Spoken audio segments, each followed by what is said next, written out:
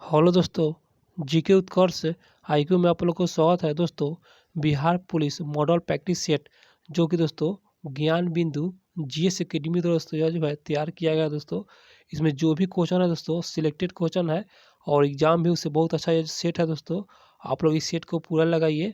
तो आते हैं सीधा प्रश्न पर दोस्तों, और चैनल को सब्सक्राइब नहीं किए हैं तो कर लीजिएगा, ताकि आप लोग को जब भी हम सेट अपलोड करेंगे तो आप लोग को सबसे पहले मिले।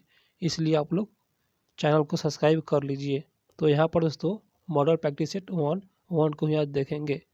तो आते हैं सीधा प्रश्न पर, और आप लोग मेरे वीडियो को आप लोग एक बार लाइक कर दीजिए। प्रश्न होगा, लिली किस देश का राष्ट्रीय चिन्ह है? इसका सही आंसर हो जाएगा ऑप्शन सी, यह जो है फ्रांस का है, जो कि यह लिली है, राष्ट्रीय चिन्ह है फ्रांस का। अगला प्रश्न है, पक्षियों का स्वर्ग किस नेशनल पार्क को कहा जाता है?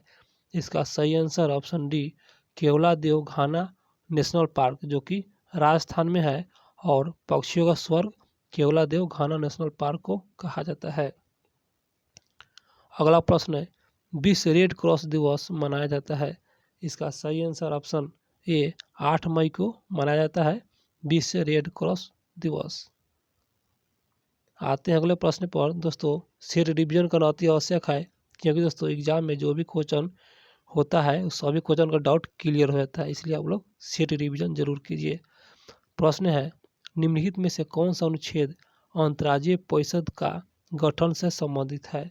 इसका सही आंसर ऑप्शन बी, यह जो है अनुच्छेद 263, जो कि अंतर्राज्यीय परिषद से संबंधित है। अगला प्रश्न है,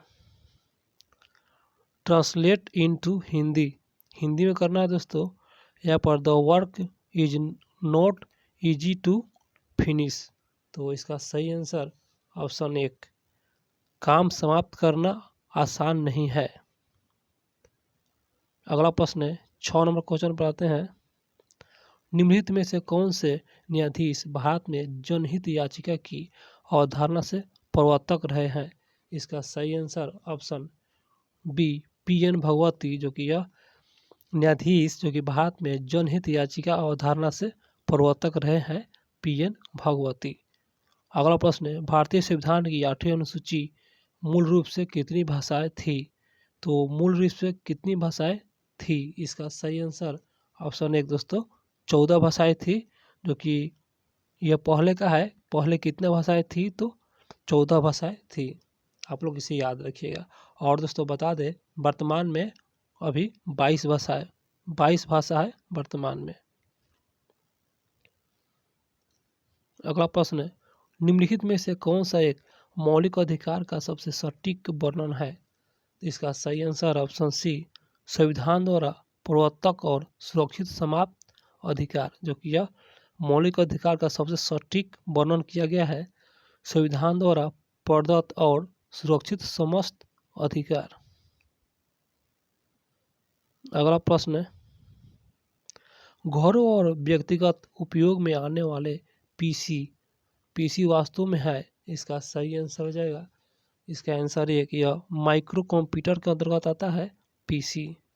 अगला प्रश्न है, हिमालय पर्वत श्रृंखला की उत्तरी पर्वतमाला का नाम बताना है? इसका सही आंसर ऑप्शन एक, हिमाद्री है, जो कि हिमालय पर्वत श्रृंखला की उत्तरी पर्वतमाला है हिमाद्री। अगला प्रश्न है, पृथ्वी का सबसे गहरा भाग किस महासागर में स्थित है? तो इसका सही आंसर हो जाएगा ऑप्शन दोस्तों बी, यह प्रशांत महासागर में अवस्थित है, जो कि सबसे गहरा भाग है प्रशांत महासागर में अवस्थित है। अगला प्रश्न है, भूकंप के अंतर्गत भूपट्टी के नीचे वह स्थान जहां कंपन आर होता है वह क्या कहलाता है? इसका सही आंसर हो जाएगा ऑप्शन बी, उद्गम केंद्र के नाम से जाना जाता है, जो कि भूपट्टी के नीचे वह स्थान है जो कंपन होता है, वह उद्गम केंद्र के नाम से दोस्तों जाना जाता है।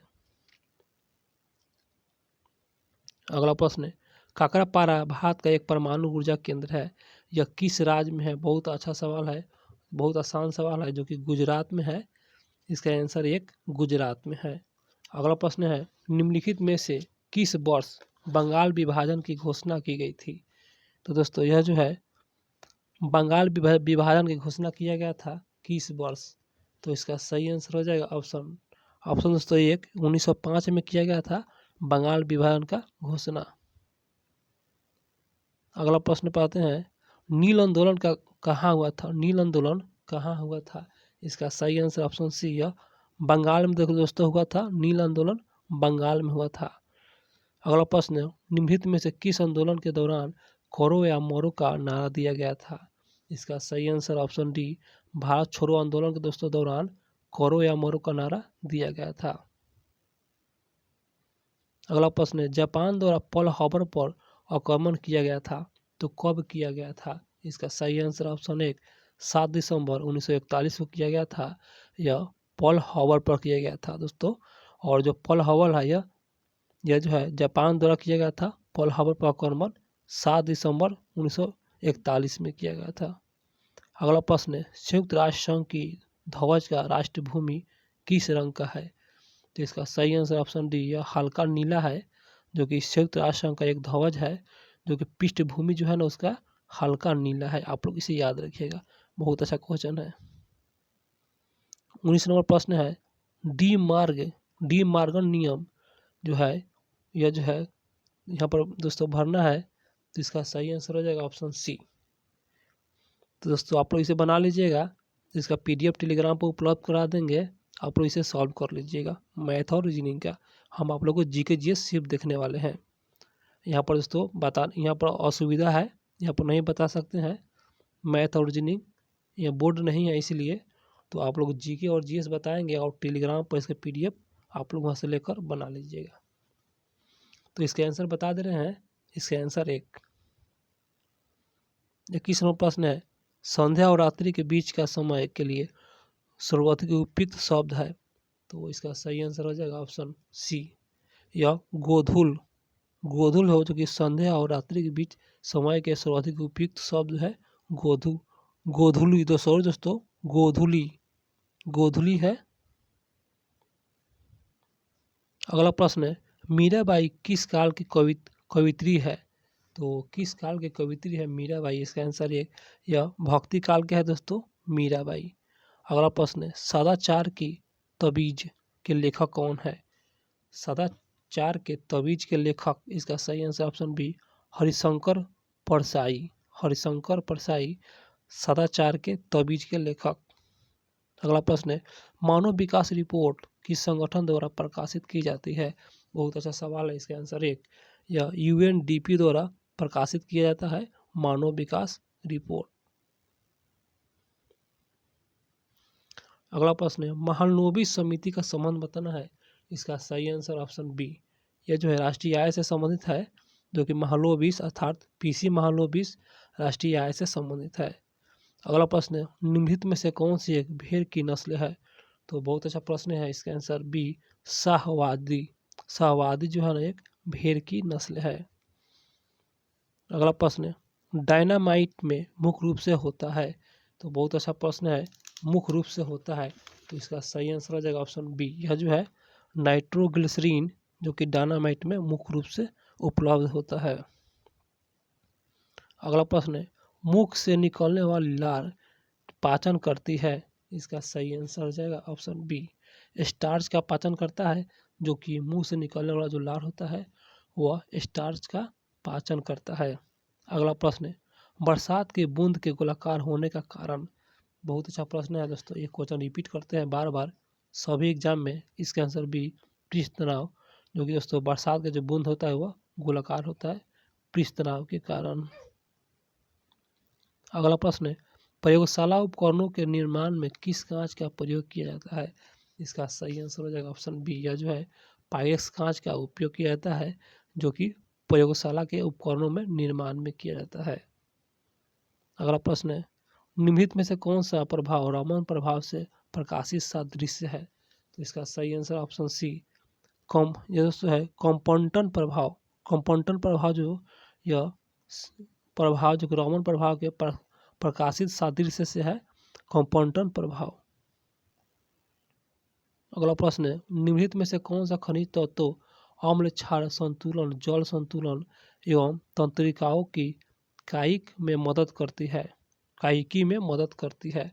तो इसका सही आंसर हो जाएगा दोस्तों ऑप्शन 1 यह सोडियम, जो कि यह एक सोडियम दोस्तों यह जो है तत्व अम्ल क्षार संतुलन, जल संतुलन एवं तंत्रिकाओं की इकाई में मदद करता है सोडियम।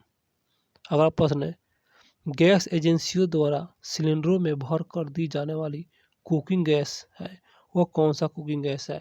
तो इसका सही आंसर हो जाएगा ऑप्शन दोस्तों 1 यह जो है द्रव है, जो कि गैस एजेंसी द्वारा सिलेंडरों में भर कर दी जाने वाली कुकिंग गैस जो होता है यह एक द्रव है। आप लोग इसे जानते होंगे, यह द्रव है। अगला प्रश्न है दही में किस प्रकार का अम्ल पाया जाता है? तो बहुत अच्छा प्रश्न है। दही में इसका आंसर सी दोस्तों लैक्टिक अम्ल पाया जाता है। दही में दही हो या दूध हो दोस्तों उसमें लैक्टिक अम्ल पाया जाता है। और खट्टे फलों में दोस्तों साइट्रिक अम्ल पाया जाता है, याद रखिएगा। और दोस्तों घास में ऑक्जेलिक अम्ल पाया जाता है, आप लोग इसे भी याद रखिए। अगला प्रश्न है किसी वस्तु का प्रतिबिंब मनुष्य की आंख में कहाँ हो बनता है? तो मनुष्य की आंख में कहाँ बनता है किसी वस्तु का प्रतिबिंब? तो बहुत अच्छा सवाल है, इसका आंसर डी रेटिना पर बनता है। यह किसी वस्तु का प्रतिबिंब मनुष्य की आंख में जो बनता है रेटिना पर बनता है। अगला प्रश्न है जल में हाइड्रोजन और तथा ऑक्सीजन की परमाणु संख्या का अनुभार बताना है। तो इसका सही आंसर हो जाएगा 39 नंबर क्वेश्चन है, इसका सही आंसर बी 2:1। अगला प्रश्न है निम्नलिखित में से कौन सा मानव हार्मोन्स में आयोडीन निहित होता है? तो मानव हार्मोन्स में आयोडीन निहित होता है तो कौन सी, तो वो कौन सा है दोस्तों? इसका सही आंसर हो जाएगा 45 नंबर क्वेश्चन है। अगला प्रश्न है मेनाकी निम्न में से किसका उदाहरण है? मेनाकी, तो दोस्तों मेनाकी है एक उदाहरण है, किसका उदाहरण है? इसका आंसर एक लड़कियों में मासिक चक्र का प्रथम बार प्रारंभ होना, यह मेनाकी जो है एक किसका उदाहरण है? तो लड़कियों में मासिक चक्र का प्रथम बार प्रारंभ होना। दोस्तों बहुत इंपॉर्टेंट है, इसे याद रखिएगा। और दोस्तों ये मैथ है और रीजनिंग है, ये लोग मैथ आप लोग बना लीजिएगा टेलीग्राम से डाउनलोड करके। तो आते हैं जीके जीएस पर। पायरेक्स के बने गिलास में गर्म पानी डालने पर वह नहीं दोस्तों चटकता, क्योंकि पायरेक्स है एक। तो इसका सही आंसर हो जाएगा ऑप्शन, जो कि यह जो है 44 नंबर क्वेश्चन है, इसका आंसर बी गर्म करने से अधिक प्रसारित नहीं होता है। जो कि पायरेक्स के बने गिलास में गर्म पानी डालने पर वह नहीं चटकता है, क्योंकि दोस्तों पायरेक्स जो है ना गर्म करने से अधिक प्रसारित नहीं होता है। अगला प्रश्न है निम्नलिखित में से कौन सी मानव हार्मोन्स में आयोडीन निहित होता है? तो इसका सही आंसर हो जाएगा ऑप्शन डी, यह जो है थायरॉक्सिन। दोस्तों थायरॉक्सिन जो है ना मानव जो एक हार्मोन्स है, जो कि आयोडीन निहित होता है मानव के शरीर में, जो कि हार्मोन्स है इसमें दोस्तों आयोडीन निहित होता है थायरॉक्सिन में, आप लोग इसे याद रखिएगा। मानव शरीर की रचना के संदर्भ में एंटीबॉडीज होते हैं। तो इसका सही आंसर हो जाएगा ऑप्शन डी, यह जो है ग्लाइकोलिपिड्स, जो कि यह जो है एक एंटीबॉडीज है ग्लाइकोलिपिडीज, जो कि मानव शरीर की रचना के संदर्भ में है एंटीबॉडीज ग्लाइकोलिपिडिड्स है। अगला प्रश्न है मेढक की ग्रसिका के म्यूकोसा में पाया जाता है। तो दोस्तों मेढक के जो ग्रसिका होता है उसके अंदर म्यूकोसा में पाया जाता है। तो इसका सही आंसर हो जाएगा ऑप्शन सी, यह जो है ग्वालेट कोसा पाया जाता है। अगला प्रश्न है किसी दिए गए धातु के तार की विद्युत प्रतिरोधकता निर्भर करता है तार की, उसके आंसर डी पदार्थ की प्रकृति पर दोस्तों निर्भर करता है। किसी दिए गए धातु के तार की विद्युत प्रतिरोधकता निर्भर करती है तो पदार्थ की प्रकृति पर निर्भर करती है। बहुत अच्छा प्रश्न है, साइंस है, आप लोग इसे याद रखिए। अगला प्रश्न है भारत का पहला कार्बन न्यूट्रल गांव किस राज्य में विकसित किया गया था? तो ये बहुत अच्छा सवाल है दोस्तों, इसका सही आंसर हो जाएगा ऑप्शन डी, यह जो है महाराष्ट्र में विकसित किया गया था। भारत का पहला कार्बन न्यूट्रल गांव जो है महाराष्ट्र राज्य में विकसित किया गया था। अगला प्रश्न है भारत की अध्यक्षता में G20 देशों की कृषि मुख्य वैज्ञानिक बैठक का आयोजन कहाँ किया गया था। थोड़ा सा जूम करेंगे दोस्तों, उसके बाद आएंगे तो बातें हैं, तो जूम करके तो फिर से देखते हैं। भारत की अध्यक्षता में G20 देशों की कृषि मुख्य वैज्ञानिक की बैठक आयोजित कहाँ किया गया, तो इसका सही आंसर हो जाएगा ऑप्शन सी, यह बनारस में किया गया था। अगला प्रश्न है, निम्नलिखित विकल्पों में से किसका मेल नहीं है, अर्थात गलत है और गलत को ही चुनना है। इसका आंसर एक जो कि गलत है। आइए दोस्तों सही को देख लेते हैं। बिहार दोस्तों यह मरचा चावल जो कि यह GI टैग है, मरचा चावल जो है बिहार को दिया गया है। और हिमाचल प्रदेश कांगड़ा चाय हिमाचल प्रदेश को दिया गया है GI टैग। छत्तीसगढ़ यह नागरी दुबराज चावल है जो कि छत्तीसगढ़ राज्य को दिया गया है GI टैग। अगला प्रश्न है, हाल ही में हुए विधानसभा चुनाव में किस राज्य में कांग्रेस पार्टी सरकार बनी है। हाल ही में चुनाव हुआ है, तो इसका सही आंसर हो जाएगा ऑप्शन बी, कर्नाटक में कांग्रेस पार्टी सरकार बनी है कर्नाटक में। अगला प्रश्न है, एक कार की बैटरी में प्रयुक्त विद्युत अपघटन होता है। एक कार बैटरी में प्रयुक्त विद्युत अपघटन होता है। इसका सही आंसर ऑप्शन बी, सल्फ्यूरिक अम्ल होता है। अगला प्रश्न है, जटिल परमाणु नाभिक के सरलतम नाभिक में तोड़ना कहलाता है। तो इसका सही आंसर हो जाएगा ऑप्शन सी, यह जो है विखंडन के नाम से जाना जाता है, जो कि जटिल परमाणु नाभिक के सरलतम नाभिकों में तोड़ना या विखंडन के नाम से जाना जाता है। अगला प्रश्न है, निम्नलिखित में से किस स्थिति में फिलंट सॉरी दोस्तों फिर से देख रहे हैं क्वेश्चन को।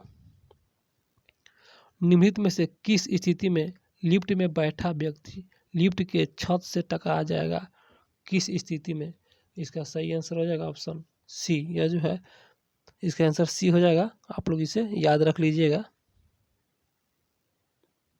अगला प्रश्न है, निम्नलिखित रंगों के तरंगदैर्घ्य का बढ़ता हुआ क्रम क्या है। तो तरंगदैर्घ्य का बढ़ता हुआ क्रम बताना है। इसका सही आंसर हो जाएगा ऑप्शन बी। ऑप्शन बी यहाँ पर दोस्तों इसका आंसर बी, या बैगनी, उसके बाद जामुनी, उसके बाद पीला और अंतिम में नारंगी। इसका आंसर बी जो कि यहाँ पर बढ़ता हुआ क्रम सा जाना था। आप लोग इसे याद रख लीजिए। दोस्तों मैथ है, तो मैथ का इसे आंसर बता दे रहे हैं। इसका आंसर डी, आप लोग इसे सॉल्व कर लीजिएगा। 60 नंबर क्वेश्चन है, इसका आंसर एक।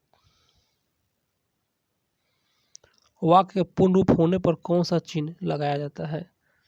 तो इसका सही आंसर हो जाएगा, इसका आंसर दोस्तों इसका आंसर सी, पूर्ण विराम के नाम से जाना जाता है, जो कि वाक्य पूर्ण होने पर कौन सा चिन्ह लगाया जाता है, पूर्ण विराम लगाया जाता है। यहाँ पर अत्यंत में कौन सा उपसर्ग है, हिंदी है दोस्तों, तो अत्यंत में कौन सा उपसर्ग है। इसका आंसर बी, अति। अति जो है अतिज और अंत, अर्थात दोस्तों अति जो है इसमें उपसर्ग है। इसे संधि विच्छेद तुरेंगे, अतिज अत्यंत, अतिज और अंत, तो जो अति है यही उपसर्ग है। तीसरा नंबर क्वेश्चन है दोस्तों 63, अद्भुत शब्द का समानार्थी नहीं है। तो समानार्थिक नहीं है दोस्तों भिन्न बताना है। इसका आंसर सी, भयानक। यह जो भिन्न है, और जो समानार्थी है अद्वितीय, आश्चर्यजनक और अपूर्व, यह सभी समानार्थी है अद्भुत का। अगला प्रश्न है, 1 पिकोग्राम बराबर होता है। इसका सही आंसर ऑप्शन सी, 10⁻⁻12 ग्राम। 1 पिकोग्राम बराबर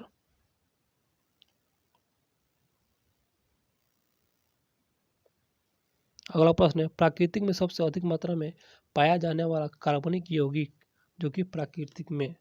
इसका सही आंसर ऑप्शन डी, सेलुलोज पाया जाता है। प्राकृतिक में सबसे अधिक मात्रा में कार्बनिक यौगिक सेलुलोज। अगला प्रश्न है, निम्नलिखित में से किसकी व्याख्या के लिए क्वांटम सिद्धांत आवश्यक पड़ता है। क्वांटम सिद्धांत, इसका सही आंसर ऑप्शन डी, प्रकाश विद्युत प्रभाव के लिए दोस्तों आवश्यक पड़ता है। प्रकाश विद्युत प्रभाव के लिए क्वांटम सिद्धांत जो है किसका आवश्यकता पड़ता है, तो प्रकाश विद्युत प्रभाव का आवश्यकता पड़ता है। निम्नलिखित तत्वों के उनके धात्विक गुणों के घटते हुए क्रम में व्यवस्थित करना है। तो यहाँ पर घटते हुए क्रम व्यवस्थित करना है, इसका आंसर बी। तो आप लोग लगा लीजिएगा या आप लोग इसे याद रख लीजिए, घटते हुए क्रम। आते हैं अगले प्रश्न पे। फ़ारेनहाइट पैमाने पर हिमांक तथा भाप बिंदु के बीच दूरी को कितने बराबर भागों में बांटा गया है? तो दोस्तों इसका सही आंसर हो जाएगा 69वां क्वेश्चन है, इसका आंसर बी 180। फ़ारेनहाइट पैमाने पर हिमांक और तथा भाप बिंदु को 180 दूरी के देखिए बराबर भागों में बांटा गया है, 180। अगला प्रश्न है, हड्डियों में फास्फोरस किस रूप में पाया जाता है? हड्डी में, इसका सही answer option B calcium phosphate. Calcium phosphate के रूप में पाया जाता है हड्डियों में फास्फोरस। अगला प्रश्न है, किसी झील में एक पत्थर फेंकने पर जैसे जैसे वह जल में नीचे डूबता है उसी उत्प्लवन, तो उसमें क्या परिवर्तन होगा? इसका आंसर डी एक समान रहता है, एक समान रहता है। किसी झील में एक पत्थर फेंकने पर जैसे जैसे वह जल के नीचे डूब जाता है तो उसका उत्प्लावन जो है ना एक समान रहता है।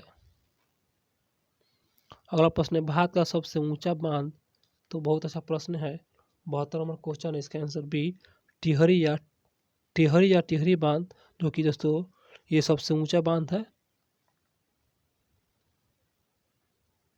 अगला प्रश्न है, भारत का सबसे प्राचीन कृत्रिम बंदरगाह कौन सा है? तो यहाँ पर कृत्रिम बंदरगाह बताना है भारत का, तो इसका सही आंसर ऑप्शन डी चेन्नई, जो कि यह कृत्रिम बंदरगाह है चेन्नई।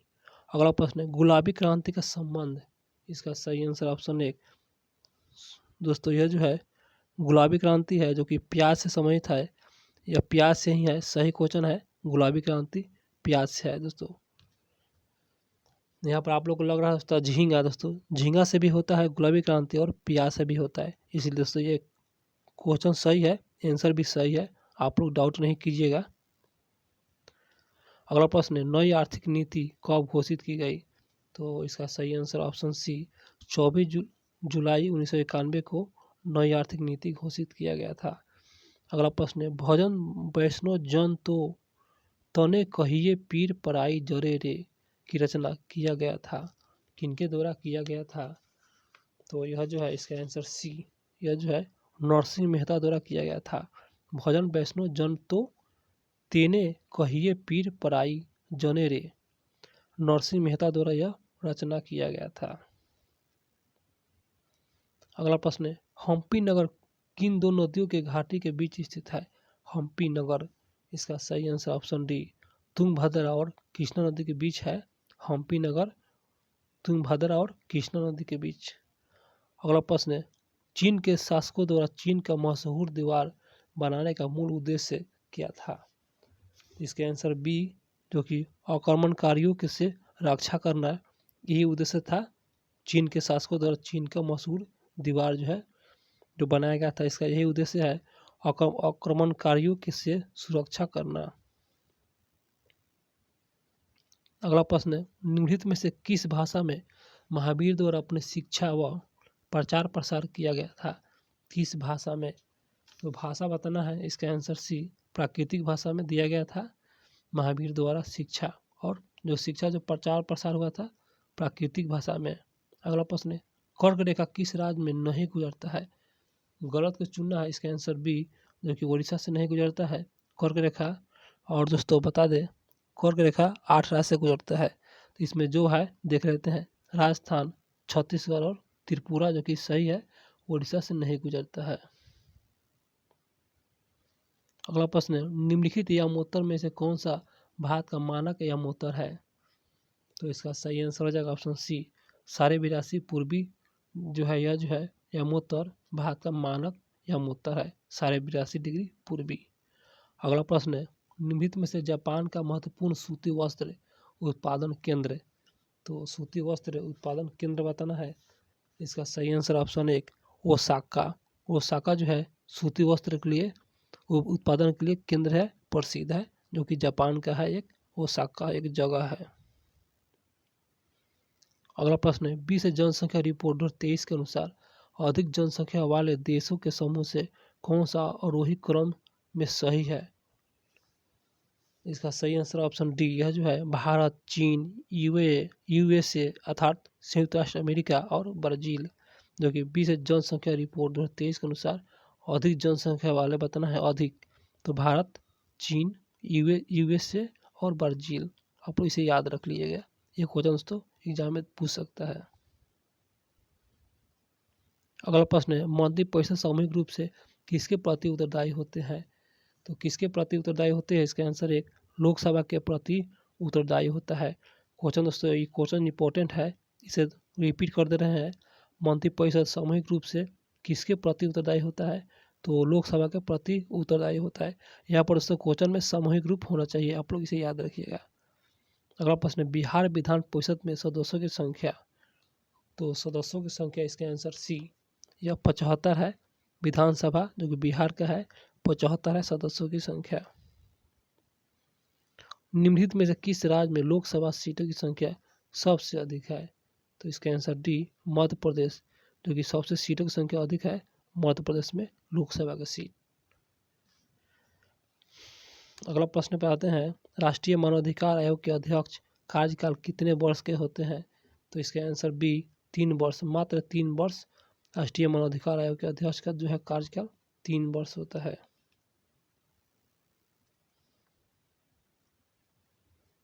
अगला प्रश्न है एलोरा की गुफाएं कहाँ स्थित है? तो इसका सही आंसर हो जाएगा दोस्तों एलोरा गुफा कहाँ स्थित है? इसका आंसर बी औरंगाबाद में अवस्थित है। अगला प्रश्न है थल सेना के उत्तरी कमांडर का मुख्यालय। तो उत्तरी कमांडर का मुख्यालय बताना है, इसका आंसर सी उधमपुर, जो कि उत्तरी कमान का मुख्यालय है थल सेना का उधमपुर। अगला प्रश्न है सूक्ष्म शब्द का विलोम शब्द बताना है। तो इसका सही आंसर हो जाएगा विलोम शब्द, इसका आंसर एक अस्तूल। अस्तूल जो है एक जो है विलोम शब्द है, सूक्ष्म का विलोम शब्द अस्तूल। अगला प्रश्न है जो एक स्थान पर टिक नहीं रहता वाक्य के लिए एक शब्द बताना है। इसका सही आंसर ऑप्शन सी यावर या वर, जो कि एक शब्द में है, जो कि जो एक स्थान पर टिक कर नहीं रहता उसे यायावर के नाम से जाना जाता है एक शब्द में। अगला प्रश्न है निम्न में से अशुद्ध शब्द का चयन करना है, अर्थात दोस्तों गलत शब्द अशुद्ध चुनना है। तो इसका सही आंसर हो जाएगा ऑप्शन डी, यह जो है नारायण जो कि अशुद्ध है, और शुद्ध जो है आवश्यकता शुद्ध है, वाल्मीकि भी शुद्ध शब्द है, तत्कालिक ये भी शुद्ध शब्द है, अशुद्ध को चुना था, इसका आंसर डी। अगला प्रश्न है मैं इतना मीठा चाय नहीं पी सकता, इस वाक्य के दोष बताना है।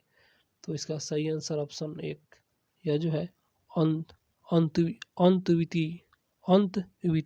जो कि यह है इस वाक्य में एक दोष है अंतविति, मैं इतना मीठा चाय नहीं पी सकता। आते हैं 97वें प्रश्न पे। तो मैथ है, आप लोग इसे सॉल्व कर लीजिएगा। इसका आंसर एक 98वां क्वेश्चन, इसका सही आंसर हो जाएगा 98वां क्वेश्चन का, इसका आंसर बी 21%। मैथ भी बहुत आसान है दोस्तों, इसे आप लोग बना लीजिएगा आराम से। 99वां क्वेश्चन है, इसका आंसर एक 15। और 100 नंबर क्वेश्चन बाढ़ से डूबे वन के संबंध है, बाढ़ से डूबे वन का संबंध किससे है? इसका सही आंसर ऑप्शन डी, यह जो है अनूप से है, अनूप। तो दोस्तों मेरा क्वेश्चन समाप्त हुआ, और मेरे चैनल को सब्सक्राइब कर लीजिएगा मेरा वीडियो अच्छा लग रहा है तो।